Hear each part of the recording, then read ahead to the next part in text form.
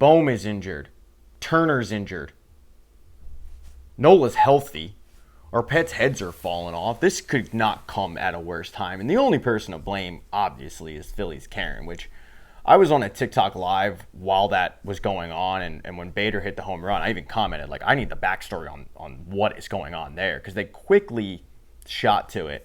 And then, obviously, they went back later and you saw the full her going up in her Nike Air PTA meetings and the finger and all that. She's who I'm going to blame for this. But this could not come at a worse time. The Wheeler injury was tough enough because, as I said, when it happened, now you've got Nola coming back healthy. The organization will try to, showcase him and get him right for the postseason, even though he's incapable of getting right for the postseason. And he's been as horrible after coming back from this phantom injury as he was before. The guy lives to give up home runs. So you were getting less Wheeler, more Nola, and now you're dealing with your third baseman and your shortstop out.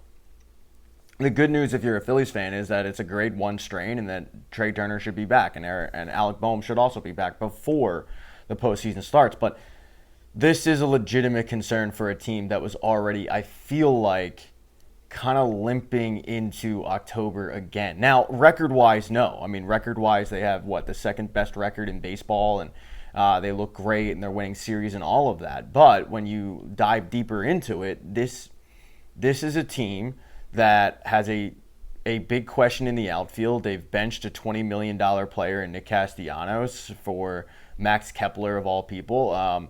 They have pitching question marks galore because of the Wheeler injury.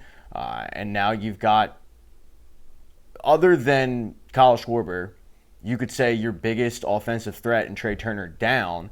And if he comes back for the playoffs, great. If he comes back before that, awesome. But you worry of, is there a little rust factor when he eventually does come back? He's not going to be able to do AAA, AA, a rehab assignment because those seasons will be over. So he's essentially going to be coming back and jumping right into things.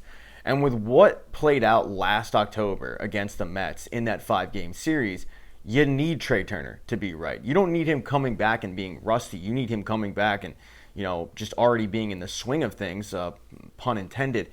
And you need him being that catalyst that he's been all season long, which is one of the best shortstops in all of baseball.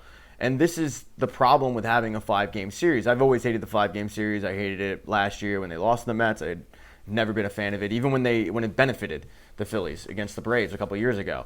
But this is a giant concern for me because the Phillies, I fear, and I don't know how you can at this point, honestly, because he's been so bad, but I fear Aaron Nola will be pitching in either the first or second game of a 5-game series, and that will be a game where your offense needs to explode. Because at this point, and maybe this will age poorly because he pitches on Monday night, and I'm recording this on a Monday, but at this point, I feel like your offense needs to score 7 runs when he is on the mound because he's going to give up probably about 6.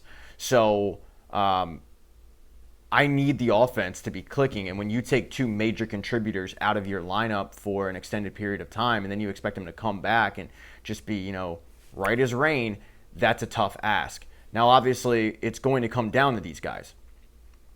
At the end of the day, and I said this last year when, fingers were pointed and blame was being strewn about because the Phillies lost to the Mets, at the end of the day, you need your big guns to step up. You're not going to look at the Mets series and go, oh, damn, Rojas was the reason. He's played really well recently, but I've never been a big fan of Brandon Marsh, but you're still not going to look at the series and go, Brandon Marsh is the reason we lost, unless he makes a huge gaffe in the outfield.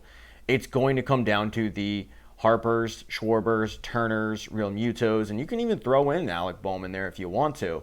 But this, to me, is a large, large concern going into October. I'm not concerned that they will win the division. They've got such a large lead. How could they not win the division?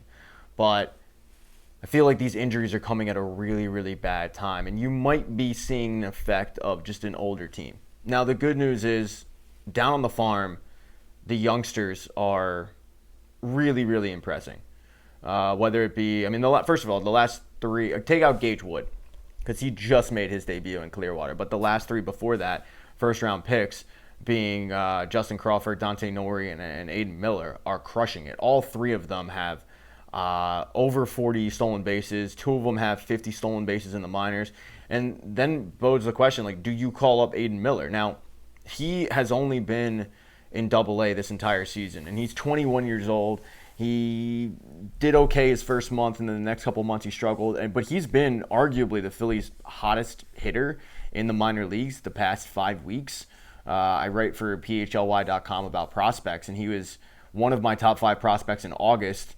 I believe he hit over 350. I don't have the exact number for you, but last week, his first week in September, he hit over 400. Like, he's been scorching hot. Do you end up calling him up just to get his feet wet? I don't know if I do, but what I do like is the fact that when he struggled mightily in, I believe it was June and July, and I'm talking like he hit over under 200 in those months, the dog days, the organization stuck with him, and then he's rebounded and then some, as I said. So I don't look at him as a kid now where if you call him up and he struggles, I don't look at that situation being, oh man, you're going to kill his confidence. Like years ago, I remember when they called up Gavin Floyd. Years ago, I mean like over almost 20 at this point.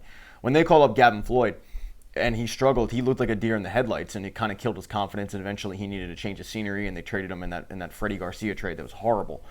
But I don't think that that's going to happen with Aiden Miller because he's 21 years old. You know, he's full of pith and vinegar, and mainly it didn't affect him this year when he was a 21-year-old at a higher level, one of the younger people on the team, and he was struggling in the middle of the season, and you saw what happened. They stuck with him. He stuck with it, and he's completely figured out Double-A pitching.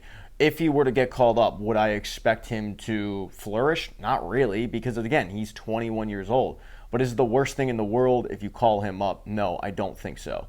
If they do end up calling him up, which once again, I'd be kind of surprised if they do because you're killing a year of team control. If you do, I would like to see him at shortstop and third base, but again, I think that that's a pipe dream at this point. I think we're going to see a lot of Edmundo Sosa. Otto Kemp comes up and plays third base, and you're basically seeing Edmundo play shortstop and Otto Kemp at that point audition to be Edmundo's replacement because Edmundo is a restricted free agent, a free agent next year, and will likely command too much money in a starting role somewhere else. So I'm a little concerned as a Phillies fan going into October with the amount of injuries that are starting to pile up, the wear and tear on these guys' bodies, because 162 game season is a long stretch and these guys aren't getting any younger. But mainly, you're seeing key players go down with these injuries. And then again, you've got Aaron Nola, who is getting thrown out there every fifth day to just give up gopher balls and look like Adam Eaton. So things aren't great. We'll see. We'll see what happens. I do need to mention that. Do I need to mention anything? Yeah, subscribe. I need to mention subscribe. I need subscribers. That'd be cool. Like, dislike, comment, whatever you want. But I need subscribers. And then when I get 1,000, I'll stop begging. That's all I got. Okay. Go Phillies.